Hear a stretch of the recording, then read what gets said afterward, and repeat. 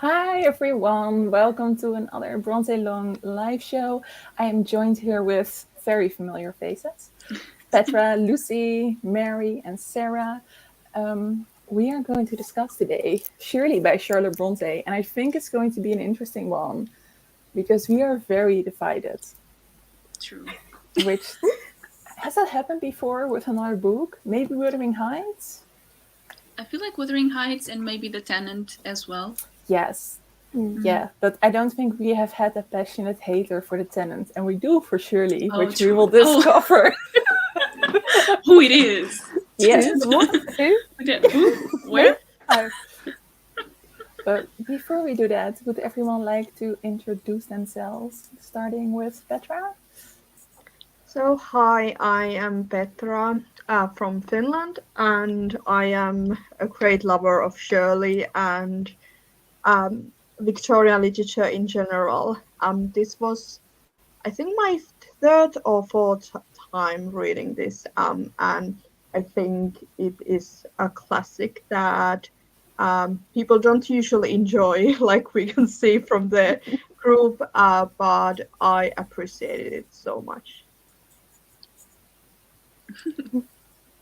Hi, I'm Lucy. I'm from the channel Crescent Pages, and this is my first time reading Shirley. I've read Jane Eyre, I think, twice, and then I read Villette for university. But yeah, this is my first time reading Shirley, and we'll get into what I think, but I was just like, I was disappointed, and I don't know whether it's because I had the wrong expectations going in, but I just had a few issues that I just couldn't get over, so that was like the main thing preventing me, but I could definitely see why people enjoy it, and there are definitely some aspects that I appreciate, but overall it wasn't the best for me. I never know which way to go. Is it my turn or Mary? You can go. Go ahead, Sarah. Hi, I'm Sarah from Sarah's Perusals, and this is the first Charlotte Brontë book that I've read that's not Jane Eyre, and I'm happy to say I loved it. Which is interesting because, like, when I started out, I was like, I don't think I'm gonna love this, and then by the end, I was just so invested. So yeah, I loved it. Okay, is it me now? Okay. Yes. Hello everyone, I am Mary from the channel Mary Among Stories. This is also my first time reading Shirley. I've also read Jane Eyre, I think it was 2 times. I'm not the biggest fan, to be honest, so I was kind of hesitant going into this one, and I'm still not sure how I feel about it. So I think this live show will help me. I think I'm thinking like a 3-star maybe, but a low 3-star I would say, because I had a very mixed experience reading this book. When I first started it, I thought it was interesting. I liked the themes that were being explored, or at least that I was hoping would be explored throughout the novel. So I thought, oh, this is actually kind of interesting. And then the middle kind of lost me a little bit. There was one small section that I did like, and I think we will talk about that one. And then the ending just lost me again. So I'm kind of debating on my rating, but overall I would say it's a solid novel. It just didn't make me feel anything special, I would say. Yeah. So we're super mixed. I think I am somewhere between Mary and Lucy. I started out thinking, oh, this could be something, and then I was put out of the story so many times, and I had such a hard time getting back into it. I think there were so many characters that I just didn't find interesting. But we'll get to all of that. I gave it a low 3-star.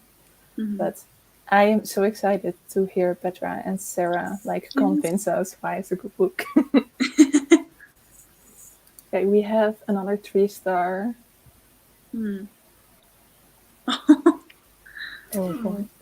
Yeah. I think I felt the same way. Kind of. Let's see. Did everyone give like a 5-star? Did anyone give this book 5 stars? Yes. Oh, yay! Oh, that's amazing.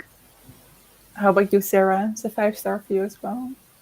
4-star, because at the beginning, like I said, I was a bit lost, but I think on reread, it could be a 5-star.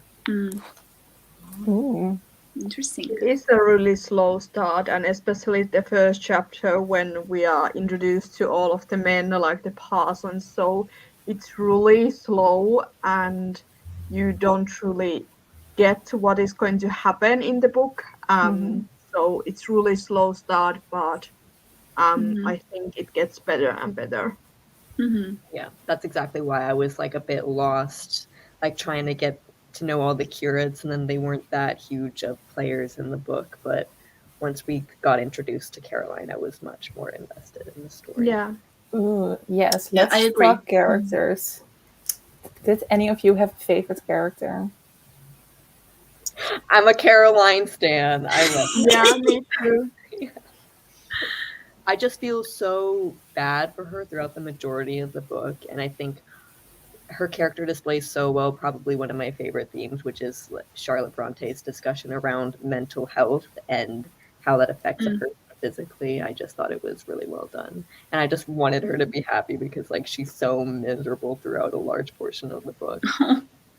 Yeah, that's true. I mean, I agree. She's also my favorite. The thing is, I think that's a very obvious answer, just because Charlotte Brontë lets us know immediately which characters we should be liking and which characters we shouldn't be liking. And I didn't really like that style of narration. I don't know if you thought the same, but that's how I felt at least. So I guess Caroline is my favorite, but that's also because I don't really like anyone else in the novel. That's rude. So yeah. I don't know whether she made it easy for us to see what characters we were meant to like, because with Robert and Louis, I'm like, how am I meant to feel about them? Because I hate them both, but they end up being the husband, so I'm like, well, I must have been meant to like them in some capacity, but I just didn't. So I don't know.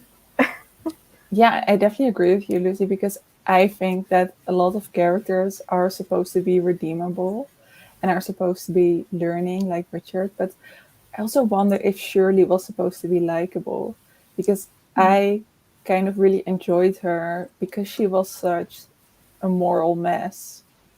And I really enjoyed her for that. But I don't know how she was intended to be, if we were supposed to like her. I actually can remember that somewhere, I think some essay, Shirley was actually compared to Emily Brontë because she had a dog like Shirley did. And I think it has been said that Charlotte Brontë partly made Shirley to represent Emily. Interesting. So then she was probably written with a lot of love. Yeah. But she seems so un-Victorian in so many things that she does and says. Yeah. I think that goes along with her often being compared to a man. She has a man's name and she has her own property and everything like that. And she says, like, I think in the middle of the book that she doesn't want to get married. And those are like very of that time, like manly qualities. So it's interesting to see a woman displayed that way throughout the book. Yeah, because I was wondering something. I'm just going to click the next question. Is Shirley a feminist novel? And then especially looking at the character of Shirley, because that the whole gender thing of her being compared to men, like what Sarah said, and that also like linking to property and to her owning property. I was like, she is basically, she claims as much rights that women are allowed to have. And what do you think? That she is a feminist character? She's portrayed in a feminist way? Yeah, I think so. Oh, Lucy, go. No. I was just gonna say I think it was really interesting what Charlotte did with Shirley as a character, and it was almost like it was nice how when Shirley took on this man's name, and for example when she was saying like, oh, I'm not Shirley, I'm Captain Keldar, and then men would automatically just accept that she could do things that normally women couldn't do. And it was quite refreshing to like not have people like question that or critique that. I was like, oh, okay, yeah, we'll just treat it as a man. That's fine. Like even Hellstone, who was like probably the most misogynistic character in the novel, he would just be like, oh, okay, here's my gun. You can protect Caroline for the night. And I really did like that because it was just, it didn't have any like sense of unreality. It was just accepted. So I like that. But I feel like overall, even though there were a lot of feminist discussions and just like passages or monologues where the female characters present something that's quite explicit for the time period, and I think it fits into the Brontes as a whole because I think, at least from the novels that I've read, most of them are very explicit in what they're saying, and it's almost quite shocking for when you think of when it was written. But the ending, it just kind of puts a what's the word? Disheartening tone to the rest of it, and I'm like, even though it brought up those messages at the end, it's like, what was that all for? I don't know if I agree. Especially when it comes to Shirley and Louis, because I think the dynamics and the power play between the two characters are interesting because, like, on the one hand, Shirley is a woman, so like she can't speak up about her feelings for him, but then Louis is of lesser or lower class, and so seeing their dynamic play out was interesting to me. And I don't think like marrying to someone necessarily like lowers Shirley in that sense. So did you think that their marriage was representative of like an equal dynamic between them? I don't know if equal, less so than complementary, which I liked. That they complemented each other very well. I think what really bothered me in their marriage was that Shirley said that she wanted someone to rule over her. Those are not the exact words. And Louis was like, I want a young woman who I can form. Like it, and I was like, ooh, like that felt really, really icky to me. Yeah, And I agree. And but I liked when she said, like, I don't want to baby a man. I feel like that's so often the case. Like, you see that women do everything for men. Like, men don't know how to do their dishes or, like, the laundry. Even nowadays. I love she said, I am not doing that for a man whatsoever. Yeah, I kind of struggled because I think my opinion of the whole novel was that I didn't really know what to think of it. Like it felt very contradictory for me. So I would read parts, like you were saying, Sarah, that they seemed as if they really complemented each other. But then at other points, I was like, this just still feels like it's teetering on the edge of becoming like an unequal relationship, which is all about the man being the teacher of the women. And it's like I was just constantly feeling ambiguous, and I didn't really know where Charlotte was trying to like steer us, if that makes sense.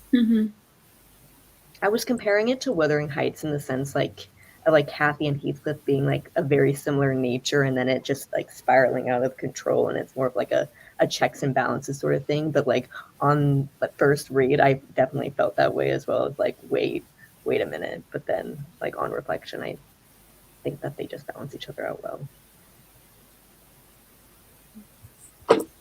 That's interesting. How did wait, yes, I wanted to look at some comments. Oh my gosh, we have another. I love Shirley. Oh yay! I'm so glad. We have another 3-star. Wait, I'm missing some comments. Deal with some empathy as her siblings fell ill and then died. Yes. That's awful. Although I think she wrote a lot of it before that. Yeah, Villette was actually written during like just after the siblings had died, and it's really interesting to see that sorrow represented in Villette. So I'm really excited to reread that again because it will be very interesting. Shirley is much less discussed when talking about Brontë, maybe for a reason. I think it's because it likes the drama a little bit of the Victorian novels that usually people like. I think it's much quieter. It feels like much more of a normal story, if you can call it that. I think that's why. But also does The Tenant, I guess. But it's different. They have different tones, I guess.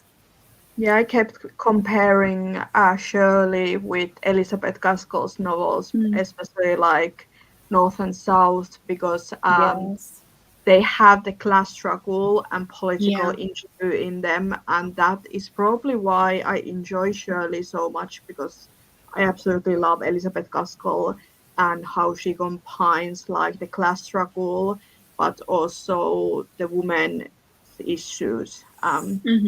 And many of her novels are quite quiet, and they are more like domestical. And I feel Shirley was exactly like that, and that's probably why I always go back to it and enjoy it, because I love the quietness of it. Yeah. I think that's a great comparison with North and South, and I think it's also discussed in the introduction of this book, but they mention Mary Barton, which is pretty similar to North and South. But the funny thing is, I think, is that Elizabeth Gaskell and Charlotte Brontë had very different politics. Like Charlotte Brontë was a conservative, and I feel like even though she like attempts, I think, to write characters from a working class and make them likable, which she didn't really do, but she attempted. It is so clear, especially through Shirley, I think, that she was a conservative, because I think it says in the introduction as well that this novel has sympathy for the aristocrats and not for the working class. I think politics in this book seem unclear at times. Charlotte Brontë was a conservative. Did you read the events that way? What about the character of William Farren, though? Because he seemed like a very fair depiction of someone who was of working class but wasn't of mob mentality. He is also discussed in the introduction, and it said that she turned him into an Adam from Adam and Eve, and that she made him a gardener, and that he only held his value because he still had a job and was saved. Like, he was saved and given the job. And I felt like he was also made to make Richard more likable, because he was an absolute like bleep bleep bleep towards his people. And then he is kind of nice at a moment when he gives someone another job. Of course, there was a much bigger problem. So I remember. Sorry. No, go ahead. I remember that when he was talking to Shirley and Caroline, he said something like, or they said something about him saying that he was too proud to beg, and like even if he was starving, then he'd never beg. And it kind of goes back to what you say, Milena, like he's seen as a sympathetic character because he didn't beg. And I feel like that's a very damaging portrayal of the working class, because it was like, if you beg, then you don't deserve sympathy.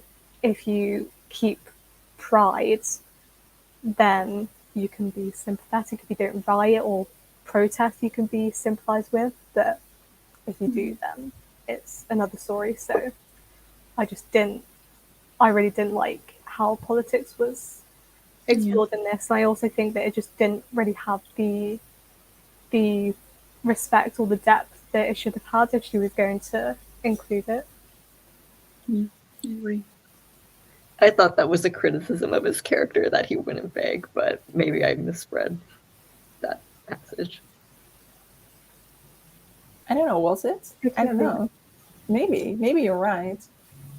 I read it like Lucy did, but I don't know, I'm not sure. Maybe we'll have to discuss that further, but that's exactly how I thought about it. It's like she was saying that if the workers just went along with what was happening, then that's okay, because they are sympathetic people.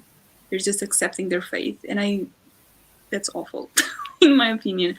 But yeah, maybe it was just my interpretation. I can't remember if she clearly stated that or not, but that's how I saw it. I think it was also because a few times Shirley said that even though she would marry someone below her, and obviously that's what happens with Louis, there are a few times where she said, oh, I'd never marry a beggar, or like I'd never have anything to do with someone who begs. So it just kind of supported that portrayal of William as well. Yeah. Yeah, I think when she married Louis, it was because he was her intellectual superior, and that she cared more about that than she cared about class. That's kind of how I read it. Do you have any insight, Petra, reading it 3 times? Yeah, I think you can really tell that, like, comparing to Elizabeth Gaskell, you can tell that Charlotte was a conservative, and she was also a lot more religious than Elizabeth Gaskell. Christian, as myself, I enjoy the religious undertones in Charlotte Bronte's novels. But yeah, you can really tell that she is a lot more conservative than Elizabeth Gaskell. And yeah, there was a lot of proto-feminist signs in this book, and it was actually one of the things that I annotated in the book. But also, I think like Jane Eyre is a lot more progressive when it comes to proto-feminism than in Shirley, because there was quite a lot of like mentions how even though Shirley was intelligent, she still saw herself below Louis and the other men. So it's really interesting to think about if it's a proto-feminist novel or not. But I think it isn't definitely as progressive as Jane Eyre. There was a quote in the introduction that says something about what you're saying right now. It says, Bronte's imaginative response to the woman question reveals her, in fact, to be less a political feminist than a romantic individualist. And it kind of went on to say that her writing is more about romantic and sexual liberalization for women than it is political. And I found it really interesting because that is not something I have picked up for. But reading that, I was like, okay, let's look at Jane Eyre. Let's look at Shirley. And it's like the right to love and to feel attracted to who you want to be attracted to matters maybe more than your political views. So how did you feel about that? You can include Jane Eyre if you want to, since we've read it. So Brontëlong. Yeah, to be honest, like this time around when I was reading Shirley, I noticed how much there is description of nature. So there is a lot of nature writing, which I usually enjoy in Victorian literature quite a lot. And I found that interesting, and you can really tell that Shirley is a lot more like romantic when it comes to the movement. And I found that really interesting to notice because I kept annotating the parts that she was using to compare emotions and nature. And in really intense and dramatic acts, there was a lot of mention of nature. So I found that really interesting. I loved it. I missed it totally. Yeah. I love hearing you talk about it that way. Yeah.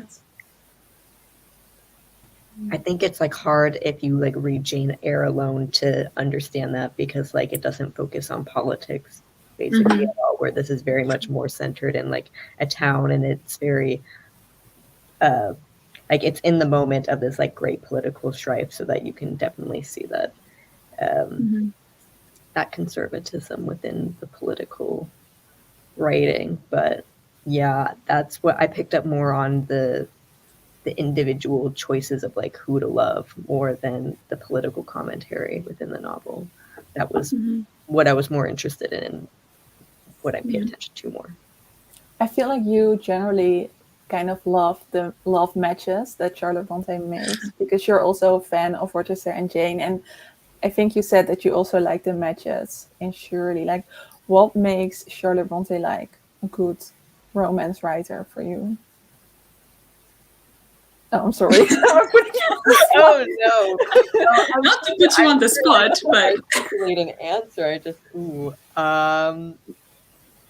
I just feel like she captures emotions so well, and the way that the characters articulate that, like Yeah. like even like in the staging of the scenes and like their body language, just like makes so much sense to me. And I just like, you read something and sometimes you feel it, sometimes you don't. It's just like intrinsic to the writing. And Charlotte Brontë is just definitely a writer that I connect with on that level. I don't know if there's like a structure to it or anything, but it's like a it when you read it sort of thing. Yeah, she does the dialogue between the lovers like excellently. The sexual tension and the choice of words is just so incredible, and that is why I always like love the matches of Charlotte Brontë. Even though I can see how toxic they are at parts, I still love like Jane and Rochester, even though I can see the imbalance between them, but I just love them. And I personally didn't enjoy Caroline and Robert as much as I loved Louis and um, Shirley, because I thought they were more alike themselves than Caroline and Robert. I was really frustrated how Robert treated Caroline this time around. I was just so frustrated. Yeah, I like kept going back and forth on him because he like I love them together, but then he would just make these decisions that were like so frustrating, like not visiting her on her sick bed, and then like she's literally sick and he's gonna walk over and propose to Shirley instead. It was infuriating. But like I appreciate that he apologizes twice about it. Like I do Yeah. love character development, so like in the end, I was fine with it. can't say I agree. I didn't like the couples, but I'm on the opposite end of the spectrum, I guess, because I usually do not like the couple. Not only from Charlotte's books, but I guess all the Bronte sisters, really. Even from my favorite books, I usually do not like the relationships that end up happening, although obviously they will end up together, but I never like them. So that's it. Not a single one for what we've read so far. I don't think, I mean, there's Agnes and Mr. Weston. But that's a very small portion of the book, though. Yeah. But like, it is there. It's there. I was gonna give that example, actually, but see, when the romance is not the focus, maybe I can appreciate it. But when we are supposed to root for this main couple, I usually never do. Usually it's because I much prefer the female character than the male one. That's usually the case. And that also happened here, although I will say I do kind of see Shirley and Louis being a good couple, but not Caroline and Robert. I was not rooting for them at all. I felt like I did feel really for Caroline because I was like, that poor woman is so in love. Like, she needs a hug, and I felt like she deserved it. But like back then, you couldn't just have like a summer relationship. I felt like that is what she needed from him. And I think marriage-wise, I think Shirley and Louis would be more successful. Yeah, I agree. And I agree with what Sarah and Petra were saying as well, in which I think Charlotte describes emotion very well, especially when someone is so desperate for love. I completely agree with that. But the thing is, just because you love someone doesn't mean you should be with them. Doesn't mean they're good for you. And that's also where I suddenly just start thinking that these women deserve much better. And I feel for them, obviously, but they should just move on to someone else. There's slim pickings in the neighborhood, bro. Like, who would surely go for the uncle? Oh no! Oh my god! Yeah. Oh. Or it's like Robert was like, I was jealous of Mr. Hall, even though he's bald. Amazing. Do we agree with this? Relationships were unequal for the most part back then. Yeah. I think that's sad but true. Yeah. Really sad. I think Charlotte tries to make it seem like they're equal, but clearly within this discussion, we already have some disagreements about that. Yeah, we also have, I think, different standards for what equality is. Mhm. Yeah, probably. No. I'm just more lenient since I know it was written in the 19th Yeah. century. Yeah, Like, if that's it true. was written now, I'd be like, shut up. Shut up. Yeah, I get that. Shirley is not a feminist novel because it focuses on one particular woman and not on the system. Yeah, I think that kind of reflects back to the political versus the romantic. But yeah, I think It still has feminist ideas, but like as a whole novel, I don't think so. Yeah. yeah, but because if you look at the Ten of White as a whole, that is also on one woman, but I think it's a commentary on the system, even though Anne Brontë took one woman as an example. It's interesting though, because there was a bit of a plot line that was like Tennant in the character of Mrs. Pryor, but it's not focused on that much. It's just like one chapter and then it moves on. But like the whole, like she was separated from Caroline's father and took up a new name. Like that was very similar to Tennant to me. Yeah, that's true. Talking of Mrs. Pryor, she is Caroline's mother. Did you see this reveal coming? I did. Yes, me too. I did. Yeah, because she was like, oh, like being so gentle with Caroline and like, are you okay, love? And I'm like, why are you like? You're a very sweet human, but I feel like there's something else here. No, Mary, that's what I was telling to Lucy when I was like, take out your earphones. Yeah. When it was coming, I was like, oh, maybe this is it. Yeah, I really liked the revelation though. Even though I saw it coming, I thought it was very sweet. Yeah, and it's really usual in Victorian literature, that kind of revelation. So actually, like first time around when I read it, I didn't see it coming, but now I just realized how used this kind of scheme is in the Victorian literature. I didn't see it coming at all. Like not at all. I think I was invested enough. I think, that's possible. No, it was just like at the end of the chapter that was titled Mrs. Pryor, and then I was like, she's being like a pseudo mother, telling her not to be a governess, and then I was like, exactly. Yeah, exactly. But I love that Mrs. Pryor and that reveal is what nursed Caroline back to health, because she's a very neglected person. All she wants is love, and it seems like it emphasizes how important familial love is as well. Yeah, that was beautiful. Many of the main characters are at some point on the brink of death. Did this have a purpose in the novel? I think we just discussed like Caroline's bit, but we have, I think, Mr. Moore is also almost dying. Shirley is also almost dying at some point. I forgot about the Shirley part. And it was like I liked it because it was like some drama in the drylands of the book. The drylands. But was it necessary? Did it add anything to the novel? I think so. Yeah, absolutely. Because I think I touched on it earlier, but like how mental health affects physical health.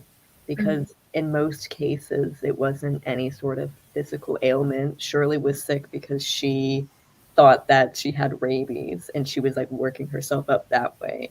And Caroline has been so neglected that she just wanted love. And so like she got some sort of fever, but it was worsened because she was so stressed out all the time.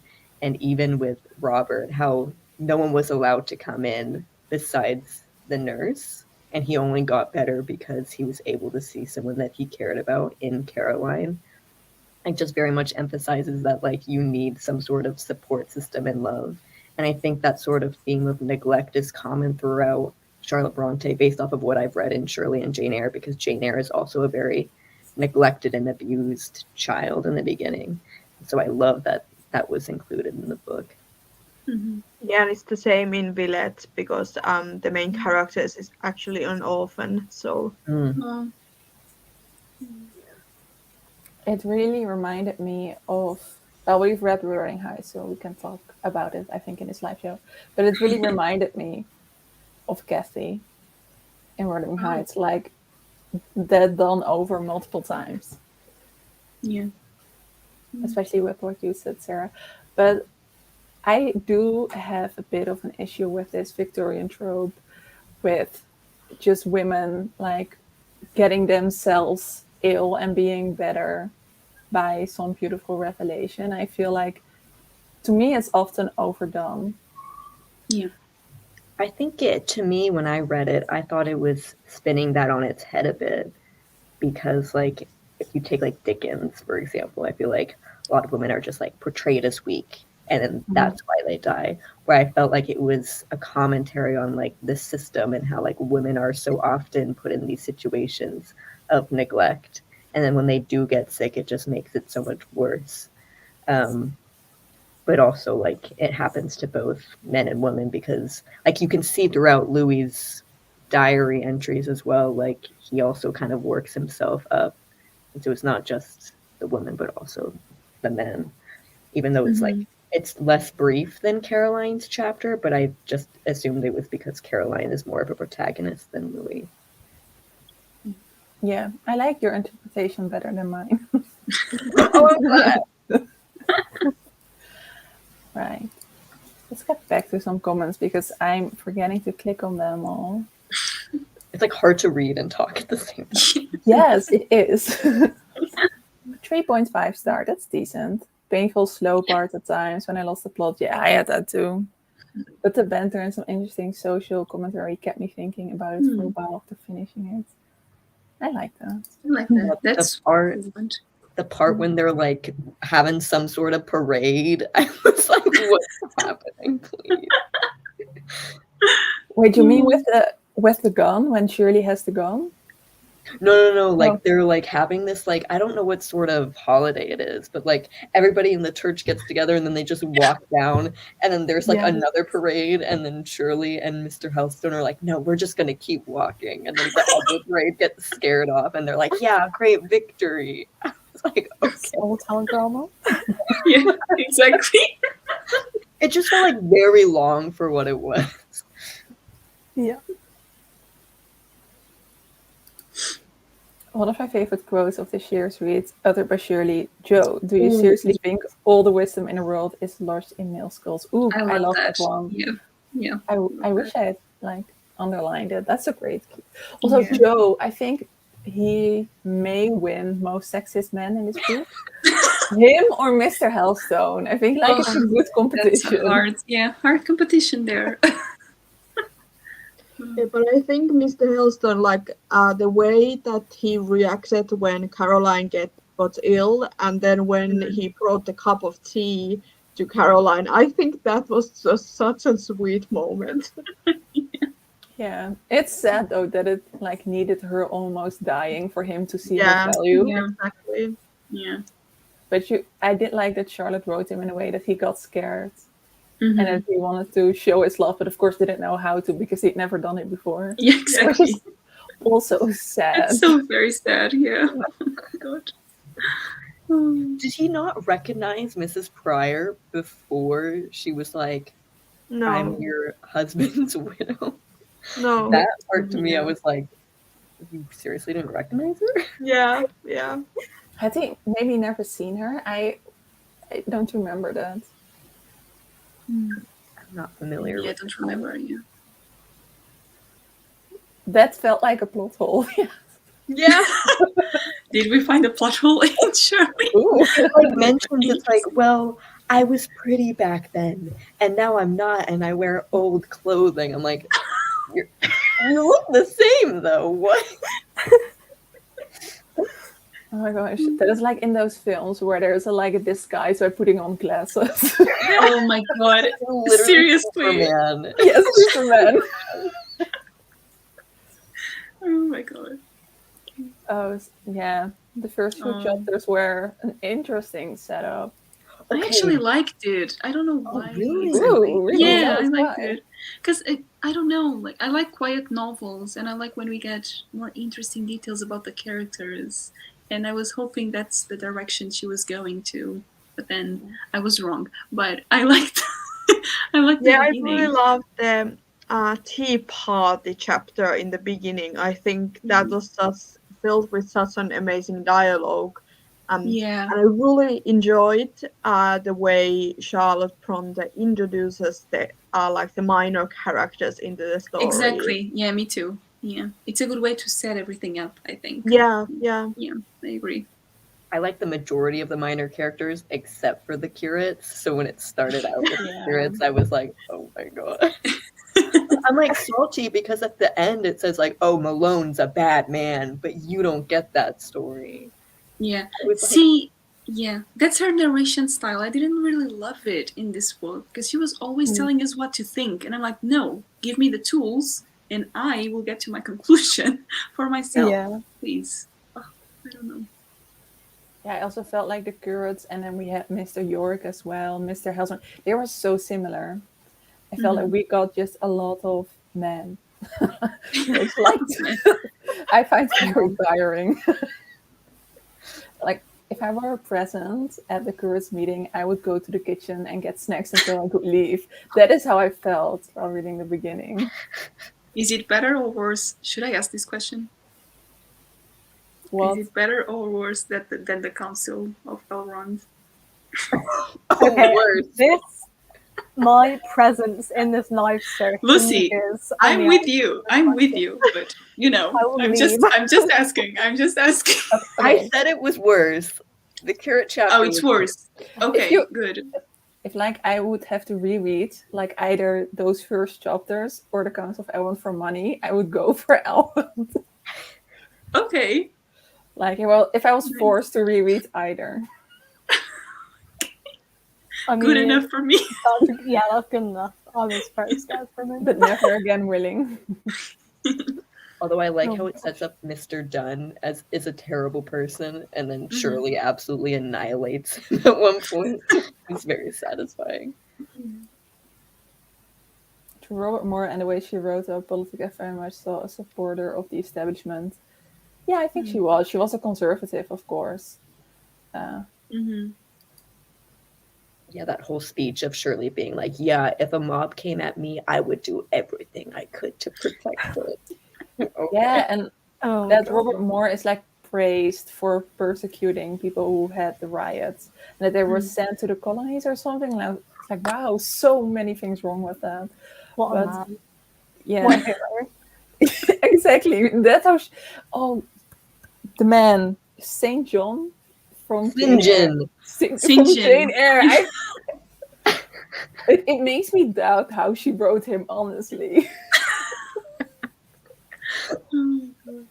Although he didn't persecute the person that shot him, so technically character growth. Oh, yeah. Oh, right. I mean, that's because that's. Yeah. Don't think it makes up for it. I think Shirley has the bones of a really passionate love story, but she got distracted by politics. I don't know how to agree with that, but I don't know. I thought it was very well fleshed out in the love department. There were like turns of politics at the side, but it's a 600-page book, so I didn't feel like we were withheld anything. I just read a nonfiction about Charlotte Brontë and a friend of hers, Mary Taylor, I think, and she was like a very active women's rights person, and she wrote Charlotte a critical letter on Jane Eyre that she didn't discuss any politics and she should be ashamed of herself, and that she kind of took that to heart. Really? Which maybe should she have? I don't know. Well, based on your opinion, I feel like you're gonna say no. I think Charlotte Brontë is better in writing with a romance plot. I think I enjoy that more. Whereas I really like Anne's writing when it's not about romance. Because her romances are quite weak. And she is better in a slice of life, I think. Yeah, for sure. There's actually a quote from Mary Taylor in my introduction. Yes, go ahead. Mary Taylor writes, I think it's a letter or something, because she's read some extracts from Shirley. And she says, I've seen some extracts from Shirley in which you talk of women working. In this first duty, this great necessity you seem to think that some women may indulge in, if they give up marriage and don't make themselves too disagreeable to the other sex, you are a coward and a traitor. Wow. They were spicy towards each other. That's insane. They were friends? Wow. No, a lot of their correspondence was destroyed Wow. because it was so spicy. Wow. Oh, that's a shame, Charlotte though. needs to stop burning stuff. I know. Destroying Stop everything. burning. Yes. This didn't exist. Exactly. Wow. It'll be interesting to reread the book after reading quotes like that and seeing if opinions change. Because now I'm like, oh, Yeah. should I reinterpret stuff? Sarah, I think you will really enjoy reading Charlotte's letters because they are spicy. Like Mrs. has opinions. Like, I think you will like it. They are really incredible. I actually read a collection of her letters last week sober, and I really enjoyed it. Oh. Yeah, they're really good. What edition was it from? I think it's selected letters. Well, I can't remember the edition. Mhm. Well, I will ask you when we're off the live show. So Yeah. Okay. Although, like in one letter, she is roasting Jane Austen, which I did not enjoy that much. Oh no. The Yes. drama. That is girls harsh. are fighting. Wow. Yeah. Oh. Motherly love and nurture prove central to the plot, and restitution of Caroline's health, leading to the fulfillment of her passion for more. Yeah. Sarah, I agree, but I don't like that. Why do you need a Yeah. passion for more? Just have a passion for someone else. No, I'm Honestly. kidding. But like Not slim really. pickings, I Yeah. think. Because she's like 21 by the end, and she knows think him for such a long time. I know. Also, we don't give Hortense enough love. I know that she's like not a nice person, but I just liked reading about her so much. Funny. I thought Yes. also her beef with her servant was named Sarah, so I was like, Oh yeah, that's true. Yeah. I thought of you too. I thought of you too, yeah. That's so funny. But the audiobook narrator gave her such a good French accent that she just became real to me. I The love it audiobook so is much. amazing. It is. Thank you for your Yes. recommendation. It was great. Yes. Did you notice that Mrs. Pryor's real name is Agnes Grey? Yes. I did. I was like, too. Yeah. Look at that. I understand this. good thing we read in publication order. Yeah, exactly. Yes. Oh, that's cute. Yeah. We have some love for the characters. There were so many characters in this book, so many insignificant, really. Oh, no love for characters. I read it. I like to annotate all characters as they're introduced by the end of the book. Especially my yes. I feel like we need a glossary for this book. A little bit. Yeah, The best side character was Tartar, Yeah. Honestly. I don't even remember. the dog. Oh. The dog. There's I- always a dog. Oh, we have a DNF. I Oh, understand. I'm sorry. Yeah. It's okay. Good. It's okay. Try the audiobook. Yes, that is a good recommendation. Disliked omniscient narrator telling us how to think, feel. I actually enjoyed the way. You did. Oh, I'm Yeah, because it's again like a lover of Victorian literature. It's really usual to use that kind of narrator in it, and I actually enjoy that kind of like plot device.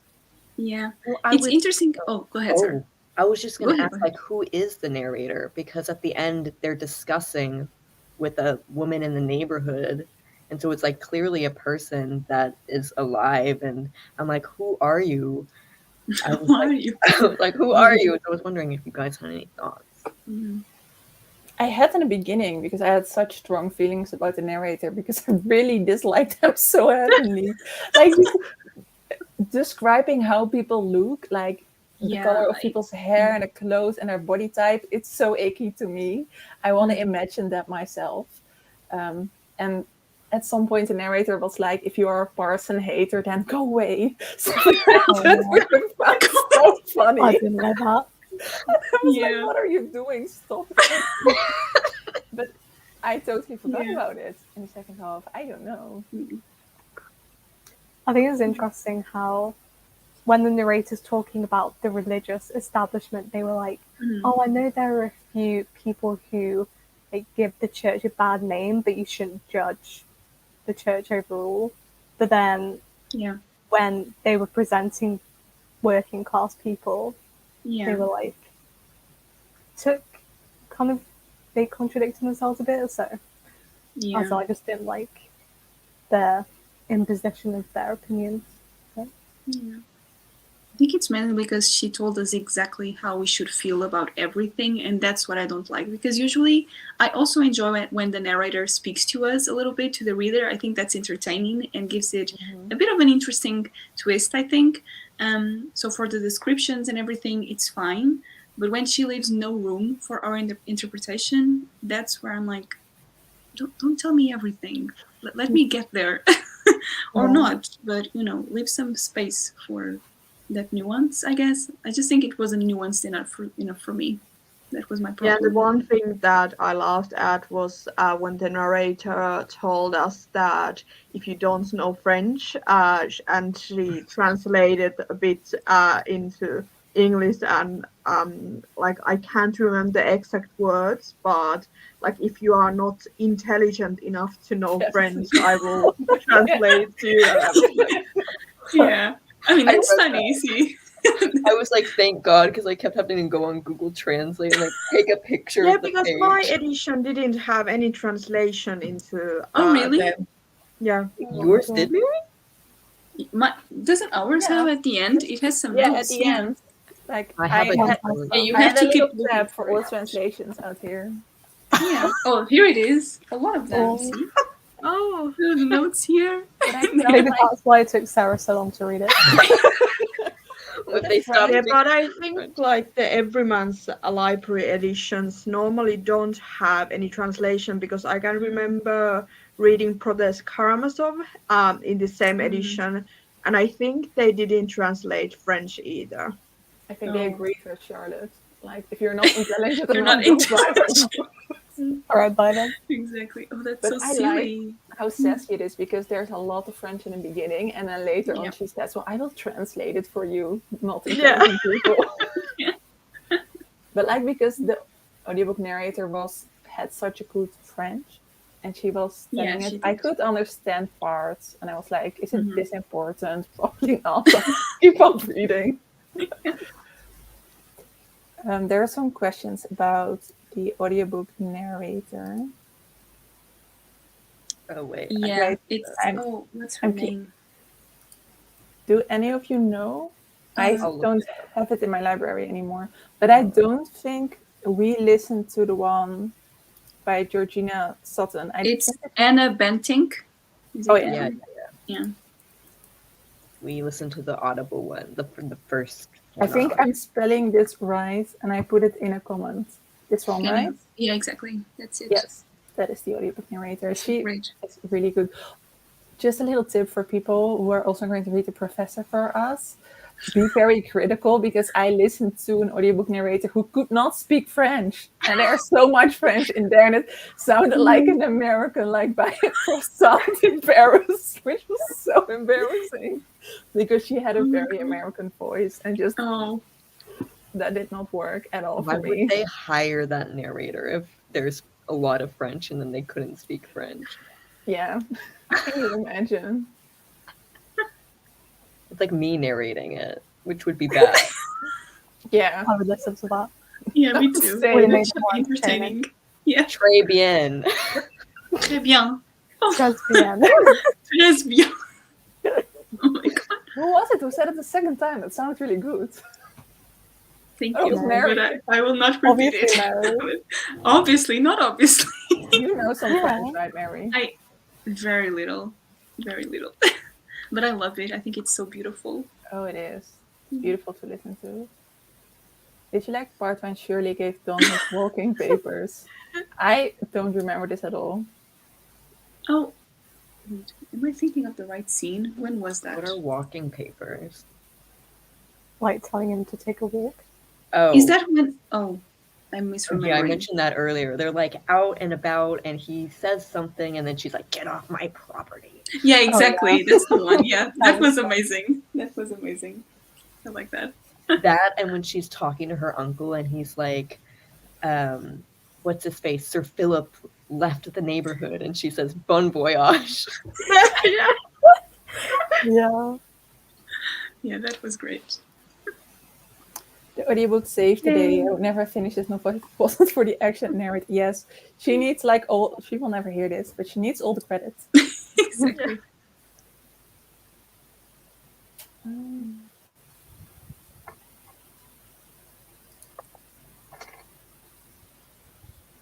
Oh, Oh, I didn't listen to any. Did anybody else? I did, but I can't remember. I can try and look it up and then write it somewhere, maybe on Discords.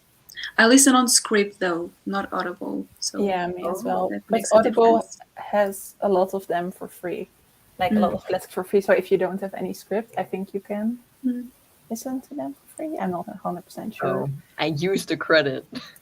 Yeah.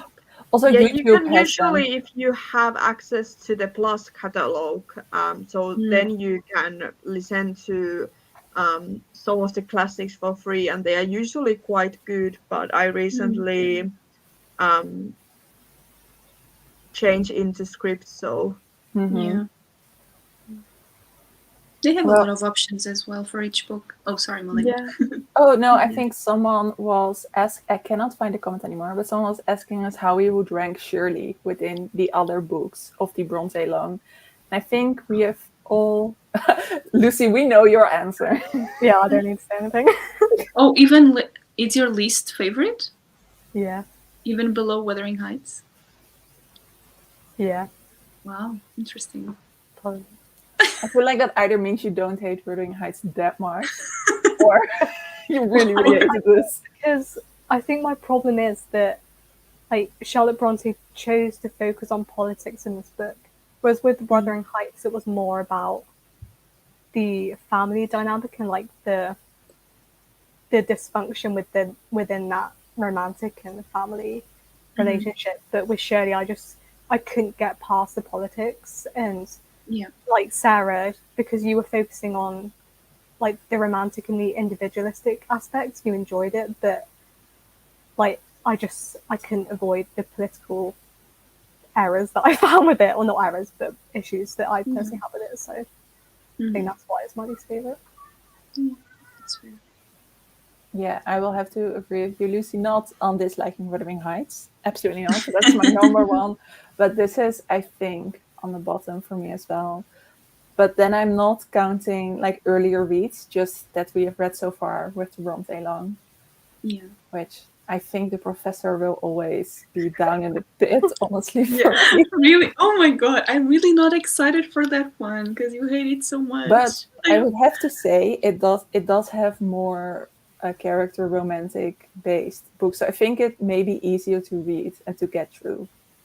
Not for Mary though, but for everyone else. If it's anything like, I don't know. We'll see about that. But yeah, it's like the lowest if I'm not counting the professor. Which I enjoy all of them, so it's not saying that much. Yeah. I think for me, it'd still be like Jane Eyre is like untouchable, and then Wuthering Heights, and then Shirley, Tennant, Agnes Grey. Oh, you gave the whole ranking. I love that. Yeah. I thought about it before the live show. Oh, okay. Oh, Makes sense. that would be too hard for me to do on the spot, the whole ranking. Yeah. But yeah, I actually have a video ranking all the books, but I can't remember the order. But I think like right now, it is Jane Eyre, Shirley, Tennant, Agnes Grey, Villette, Wuthering Heights, and the Professor. Oh, wow. oh, Wuthering Heights so low as well for you. I don't enjoy Wuthering Heights. Yeah. Finally, I knew someone that. who agrees with me. Yes, very happy. Just How about you, Mary? You hate these kind of questions, I know. I mean, my favorite is the Tenant. That's an easy for me. Really? Yeah, for sure, absolutely. Yeah, probably Shirley is also at the bottom. Yeah, I think So so. you like Jane Eyre more is what I'm I like Jane Eyre more. Yeah. That's not saying much though. But I do. But then I don't know the rest of the ranking though. But you would disagree with me so much. I'm pretty sure. We are all disagreeing with each other. Yeah. Which I love.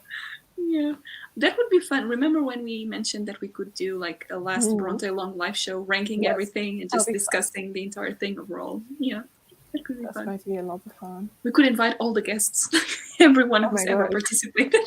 If StreamYard would allow it, we could do it, but I don't think they will. Oh, rude. Rude. Rounds. Round one. Yeah, exactly. Rounds. We can invite everyone on different times. Oh See, my gosh. we have everything figured out. Don't tempt me, Mary. This sounds amazing. I will tempt you. I like Shirley more than Agnes, but less than the Tenant. I can see that. I think quality-wise, like Agnes Grey is very much like an early novel of the system. I really like it though. It's really nice, but I think like Shirley has so much more body. It has. Yeah, I guess. Charlotte is really a brilliant author. I want to agree, but I don't have the best experience. It's like I'm just gonna sit here and be quiet. Like I really like Jane Eyre, but I like it. Yeah, no, I think she's a very good writer for sure. I'm not sure I would call her brilliant though. I don't know. We still have 2 more to go. So I haven't read The Professor, so I don't know. Nor I will Villette, need to read Villette because people say that is where she really blossomed as an author. So I think it is best written when it comes to Charlotte Brontë, but it's not my favorite. Interesting. Drama. I do think I will appreciate it. I think I will be able to like it, but I hope so. Just fingers crossed. Wuthering Heights is just too toxic. I feel a lot of people feel like that. It is true. It is just so amazingly written that I think it's one, together with like To the Lighthouse, it is one of those books I can read over and over again, and I feel like I've never read it before. I'll just like randomly be walking and then I'll think about Wuthering Heights and be like, oh, that one. Yeah. I think it's one of those books. Yeah, definitely. Lucy just thinks about how much she hates it. Casually walking in and I really hate Wuthering Heights. Okay, I can move on now. Or like in a really shitty situation, like waiting for the bus in the rain. Oh, Wuthering Heights. I picture like both Lucy and Petra on the same bus station, just thinking, oh my gosh, what an awful book. About it. At least I love what it was doing. I just don't enjoy the experience of reading it. Yeah, I get that. Yeah. So I think that's me with Shirley also. Like I could appreciate the talent of the author, but it was a force for me to. Oh, we have an actual ranking here. The Tenant, Wuthering Heights, Jane, Shirley. I think that's an interesting rating. Oh my god, interesting rating. I'm glad Tenant is at first. That's great. Yes. Yeah, give us your rankings. We should ask people in the comments. Yes. That's fun. Yeah. Oh, I love this as well. I like Agnes Grey for its potential. Yes. Yes. I think if Anne was given more time and better access to like higher education, yeah. I think she could have proven so intelligent. Yeah. That was my like thing with Tenant, is that I could see it being amazing, but I didn't feel it. Yeah. I was like, I wanted her to write more because I feel like exactly. Yeah. Oh, we had a question from the Discord, which kind of ties into this as well. So for the people who ranked it like lowest, why? Why? I think I've already said why. Yeah. So yeah. I think for me it was because it felt a little bit disjointed for me. It felt like there were a lot of things like in the atmosphere, but it didn't land in the novel for me. It didn't Yeah. stand on its own, and for me it was so difficult to engage with it. And there were like, I think when there were very intimate scenes, especially between Caroline and Richard, which I don't love their relationship, but I like their intimate scenes. I was like, oh, I love this. And then we would have another chapter with characters I just did not care about, and I would lose it again. It's funny because you've called him Richard twice. That's not his name. His name's Robert. It's Robert. It's fine. Richard is so much better. It's okay. Robert. Oh my gosh. Okay, I'm sorry. Yes. We'll change I it am really bad with names. They're both our names. I understand. Yeah, there are a lot of names in this book, but There are. Yeah. the man, That man. that man, That man. Hot man. Hot French man. No. No. is he though? Is he? It calls him handsome like every time he's on the page. Doesn't mean he's hot. There's a difference. I love how we always end up discussing this somehow in all the live shows. Yeah, I can imagine that Louis was quite hot. So like for me, he was that level because I didn't really enjoy Robert as like a romance interest, but Louis I did really like. It makes sense. Interesting. If you like the does make person, you're gonna feel more inclined to think they're attractive. Like Martin, he's like this sack of bones, this long sack dying on the bed. Made me laugh. I like how you said that, Milena, when you said that the novel didn't know where to land.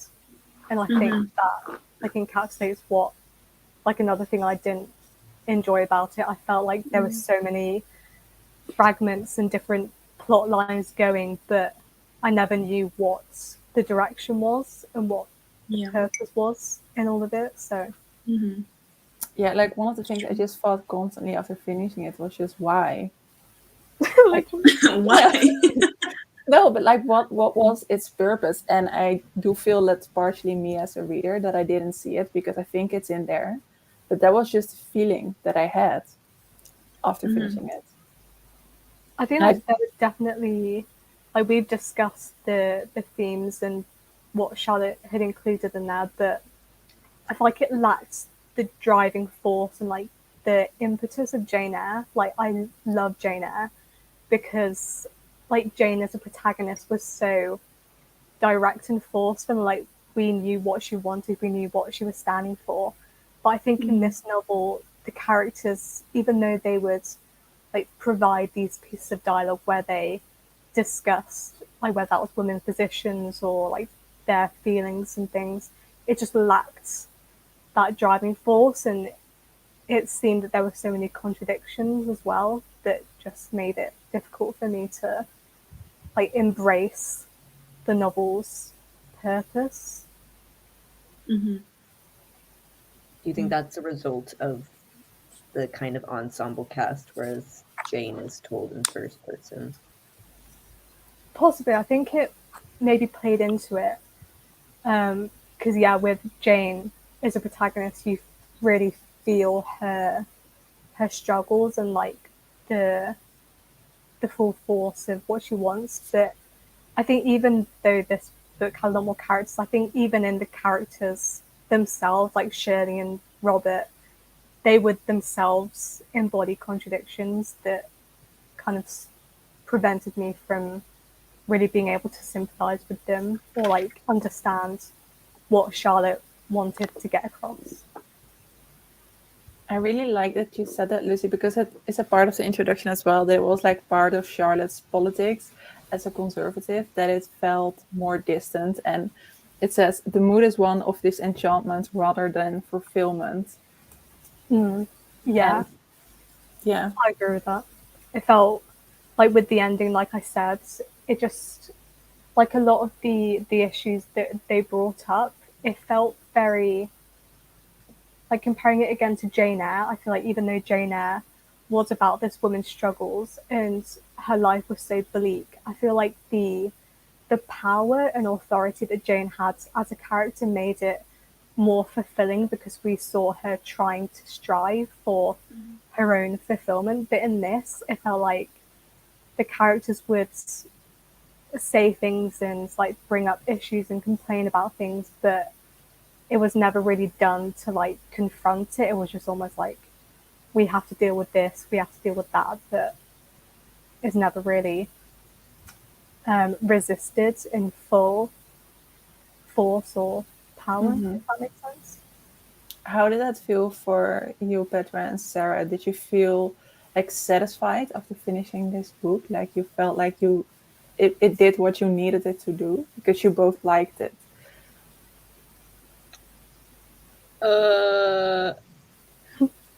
Can you repeat your question? Sorry. Or did you feel satisfied like with the ending? With like, I always feel like when you finish a book, you're either like, wait, what I had with this, and when I finished like Jane Eyre, Wuthering Heights, I felt just very satisfied and like blown away, and I felt like the book had ended where it needed to end. Is that a feeling that you both had with this book? Because I was focusing more on the emotional trajectory of the novel, yes. But if I were focusing more on the politics, then probably maybe not. I don't know. Yeah, I think I would have liked like one final scene between Robert and Caroline, because I felt that it felt quite rushed how everything was tied up together. But I really enjoyed the last chapter when there was a mention that Shirley was pushing the wedding away, and like it was. I think I was satisfied because I think it ended well, because I feel like I was wishing for Caroline's happiness and she got that. Yeah. Maybe if there was like one scene of all four characters together, Yeah. it could have been more satisfying. Shirley suffers from poor editing. It did not need to be 600 pages long. It lacked focus. That is my feeling with Dickens. Oh, yes. But like, I feel like Dickens got like bait per like page or word, and you can't feel that. Like, it's like, wait, before I give the readers what they want, let's introduce this character that does not matter at all for the plot, so I can like write through 2 episodes again. I kind of eat that up though. I love it. But yeah, I do think it could have been edited down. I felt that way about Tennant as well. Just felt very long. That's true. Yeah. Back then, novelists didn't have professional editors. Can you imagine what they could have done? Were the sisters alive at this point? Because I would have just handed it to my sister and be like, "Can you edit this?" Really? Charlotte would burn it. I don't think. I think when the publishing started, that was when they had passed away. I think timeline-wise. But I'm not. I don't know if they would let each other view their work. Because that's what I was thinking. I felt like Emily didn't let them look at their work at all. And she was like, yes, I finished Wuthering Heights. We can send it now. Yeah. It's like the bravery.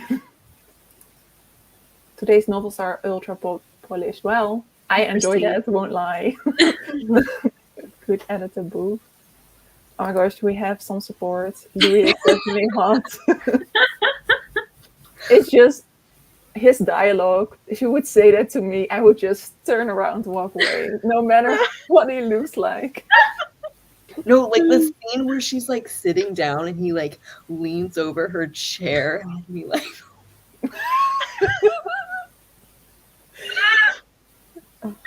but then he's like, I want to be intellectual superior over women, and be like, I want to use your faults to ascend over you. Yeah. Shut up. Yeah, I would be really interested of seeing what Sarah thinks of the romance in Villette. Oh. I'll probably like eat it it's up. really bad. Like I'm gonna jump through hoops to justify my love for it. That'll be interesting to watch. Is that one inspired on her true life? I don't want to say too much. Yeah. Oh yeah, I will hate it. I Oh, already you know will I hate it? Oh no. Then I will hate it too. Oh, you will hate it most. Like yeah, with the Mary romance. definitely hates it. Yeah. Oh, But no. I Yeah, when think- I hate it, Sarah loves it, and vice Yeah. versa. Okay, I didn't love the whole stuff with Louis being like, I want to form you. I didn't love that, but I'm trying to like repress it because there were other stuff that he said that I was like, wow. Sure. Don't Wow. love it, Sarah. Do you wonder why Shirley doesn't have a movie adaptation? I think it would work well in a miniseries, to be honest.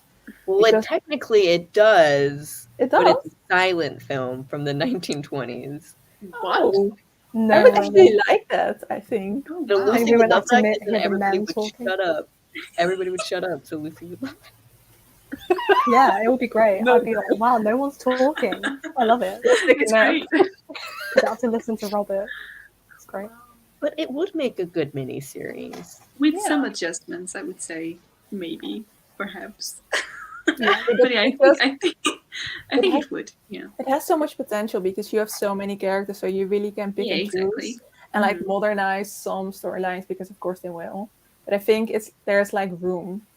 Yeah, For this- exactly. I think there's room too. Yeah, there's a Yeah. lot that can be done. Yeah. And like I felt some things between Shirley and Caroline that you could explore in a different manner Yes. outside of the men.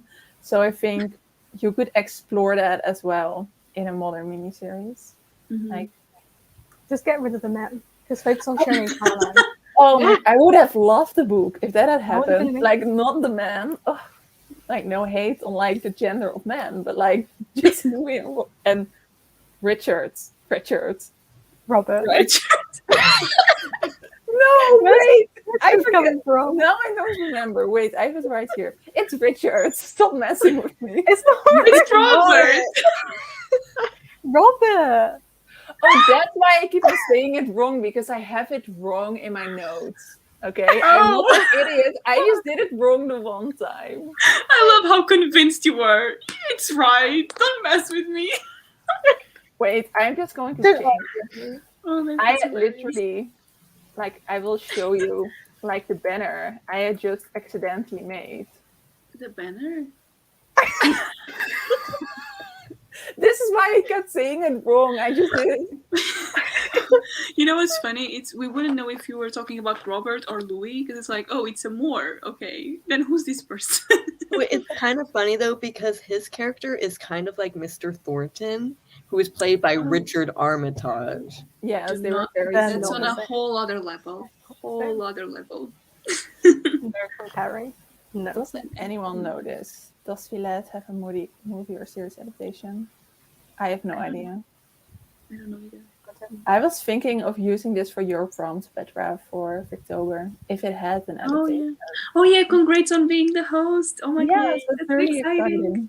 Yeah. I can't, like, I have never seen a Villette adaptation, so I would say probably not anything that is really like popular, Mm. but there might be some, but I don't think at least like miniseries. Mm. You know what that means is we have to make one ourselves. Exactly. Let's do it. Oh wait, that was talking about Villette. What are our expectations for Villette? I think I'll like it more than Shirley, but less than Jane Eyre. Oh, yeah.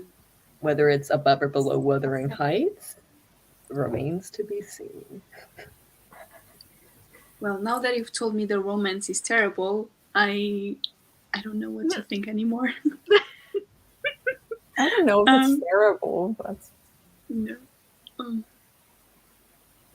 don't know. I read the first chapter a while back, and I really liked the writing, and it was so like engaging from the beginning. So I know it will be different, naturally. I'm staying positive. Yeah, me too. I think I will like it more, but we'll see. Yeah, it's perfect for the season because it's really like I think Sarah will enjoy the parts that delve deeply into like depression and mental illness. It's really interesting because, as I said like before, it's really interesting to see the context that Charlotte Brontë was writing it, and you can really get the feeling of her grief through the loneliness of the book. So I'm a little bit scared to reread it because I think I want to enjoy it as much as I did first time around, because I actually have read it only once, and my reading taste has changed a little bit. But I will be really interested of rereading it. Everything you're saying is like speaking to me, like grief, mental health, Yeah. questionable romances. I'm like, yeah, okay, yeah. Oh my god. No, I think that's going to be an interesting live show as well. And Villette is our read for... Wait, which month? September, September and October. Yeah. Yes, Yeah. and then in November we will read The Professor. Yeah. Yes. Okay. Do you girls have anything you want to say about the book? Something that you want to discuss?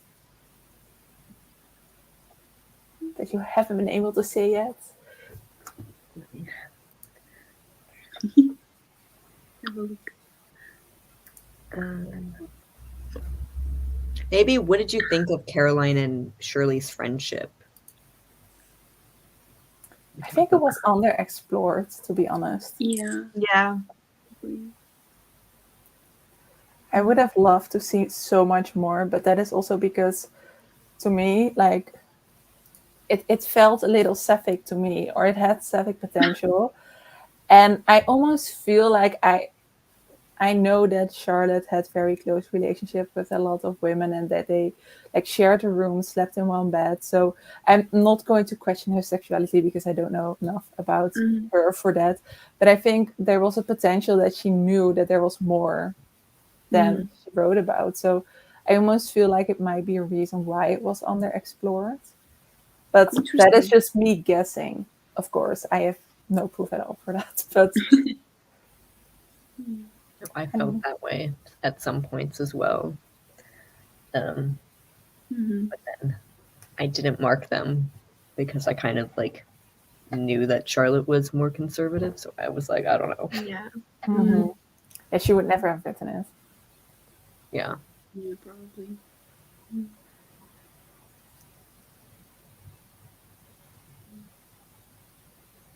We have some more love for Villette.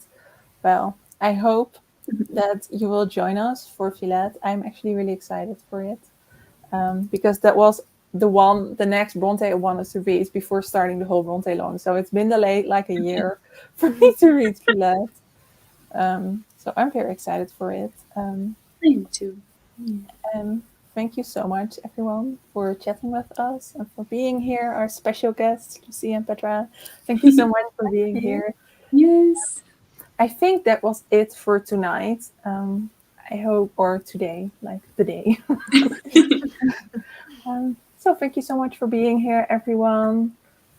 Yes, thank you for being here, and we will see you next time. Bye. Bye.